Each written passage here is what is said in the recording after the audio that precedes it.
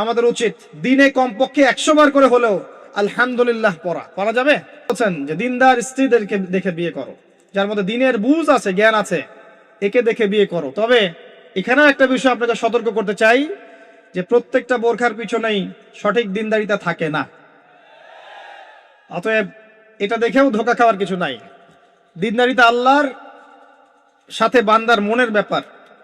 দিনের বেসিক কিছু প্রশ্নের মাধ্যমে আপনি তার উত্তর পেতে পারেন। দিনের বেসিক কিছু বুঝ আচরণ দেখে আপনি তার উত্তর পেতে পারেন, তার তাকওয়া দেখে আপনি উত্তর পেতে পারেন।